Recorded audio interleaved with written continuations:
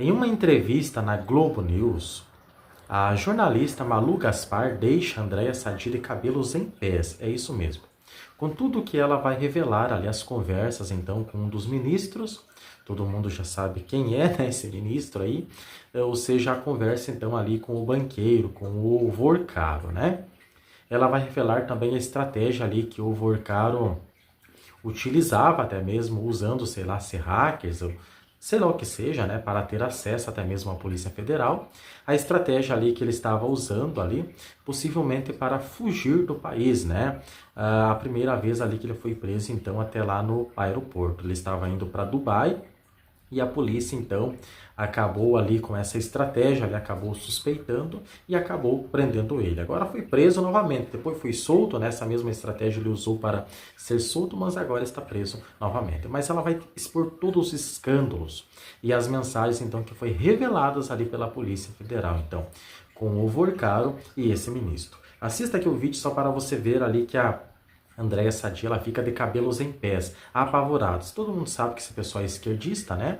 Mas mesmo assim eles não conseguem passar muito pano. Mas assista aqui só para você entender. Deixa eu trazer para vocês a notícia do dia, que é o seguinte: uma reportagem do blog da Malu Gaspar, no jornal O Globo, revelou que o Vorcaro e o ministro Alexandre de Moraes, do Supremo, trocaram 9 mensagens no dia da primeira prisão do banqueiro, lá em 17 de novembro do ano passado. Esses dados mostram que o banqueiro conversava com o ministro sobre as negociações para a venda do Banco Master e sugerem que ele também falou sobre o inquérito sigiloso que tramitava na Justiça Federal de Brasília e acabou levando à sua prisão. Essas mensagens eram escritas no bloco de notas do celular, encaminhadas com fotos de visualização única, e por isso essas mensagens do ministro não estão mais disponíveis. Mas as de Vorcaro continuaram acessíveis no celular que foi apreendido pela PF. De acordo com essa reportagem, às 7h18 da manhã, agora está aqui para vocês, ó, no telão, 7h18 da manhã, o Vorcaro escreveu para o ministro Moraes pelo WhatsApp o seguinte, abre aspas: estou tentando antecipar os investidores aqui e tenho chances de conseguir assinar e anunciar ainda hoje uma parte.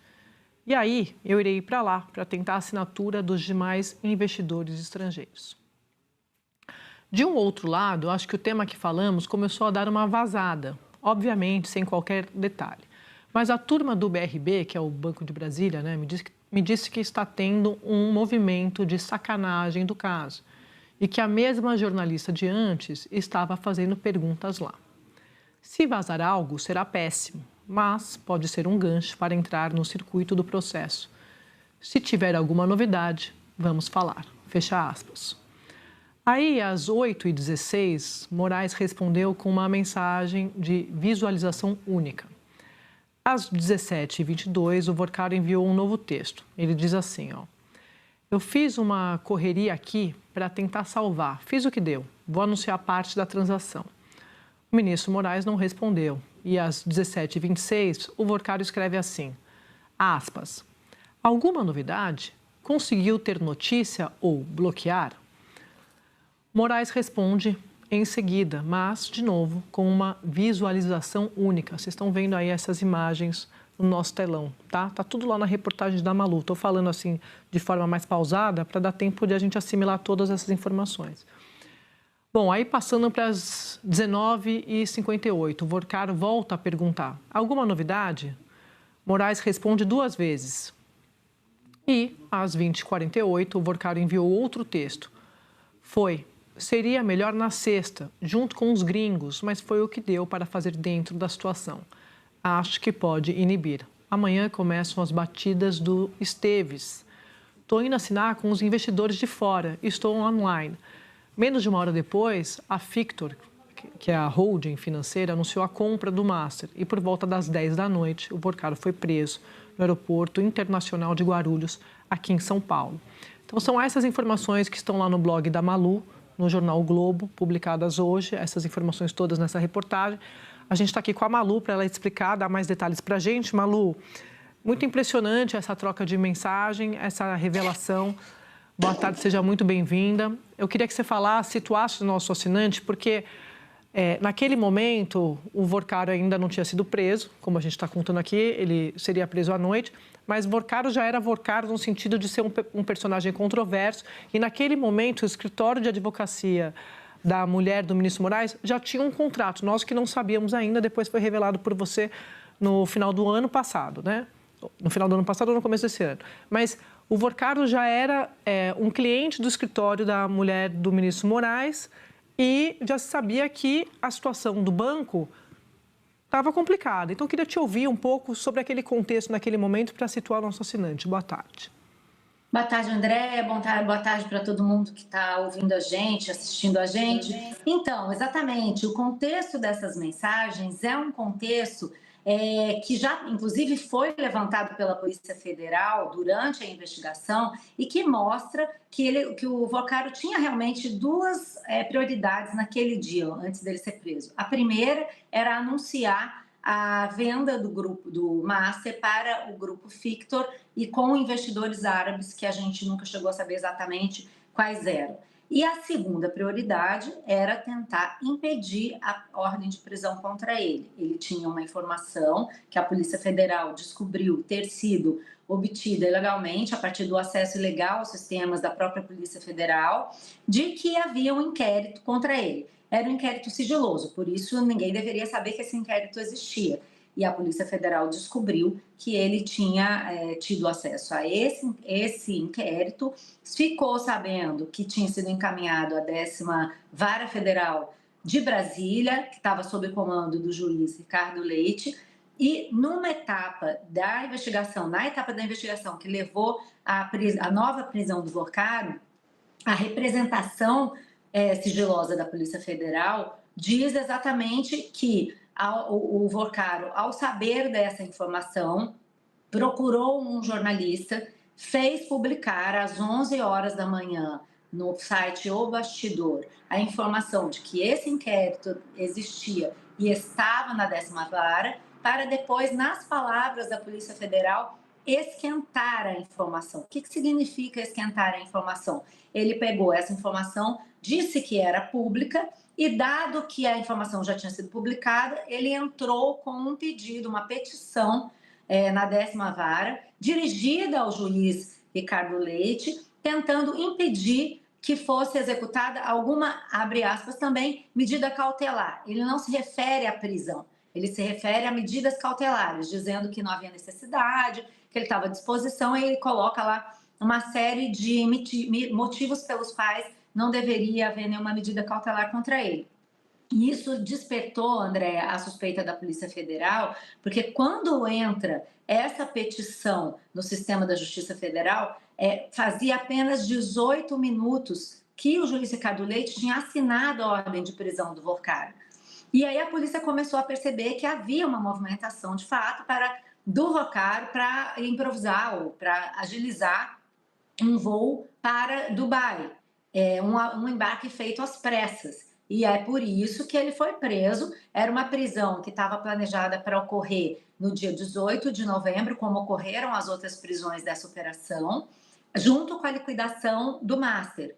Mas, como houve a suspeita de que ele estaria tentando fugir, ele foi capturado ali no portão de embarque de Guarulhos às 10 horas da noite. Então, essas mensagens se dão nesse intervalo de tempo, do momento em que, de manhã, do momento em que ele começa a dizer ali, nesse bloco de notas, para o ministro Alexandre de Moraes, dá uma satisfação, né, para essa conta sobre o avanço da negociação que ele estava tentando antecipar, e sobre o possível vazamento, um vazamento a que ele se refere, nós não sabemos qual é, e que se vazasse seria um gancho para ele entrar no processo. A gente pode afirmar que se trata desse processo? Não, mas a gente sabe que, segundo a própria Polícia Federal, toda essa movimentação foi feita de forma a conseguir justamente um gancho para entrar no processo. Então, isso vai ter que ser esclarecido, mas já que você me perguntou do contexto, isso foi o que aconteceu nesse dia. Só para somar, no meio do caminho ainda houve uma reunião com o Banco Central, da qual participaram os 2 chefes de supervisão que a Polícia Federal constatou terem recebido dinheiro para poder atuar a favor do Master. E nessa reunião, depois, quando ele foi preso, uma dessas pessoas assina um ofício, uma ata, expedida em tempo recorde a pedido da defesa do Vocaro, dizendo que ele havia, sim, comunicado a viagem a Dubai para conversar com investidores, e esse ofício foi o que levou à soltura dele após a prisão, porque com esse ofício ele disse para a justiça que ele, inclusive, tinha planejado essa viagem, então não havia uma fuga, não havia nada às pressas. Então, essas mensagens foram trocadas nesse contexto.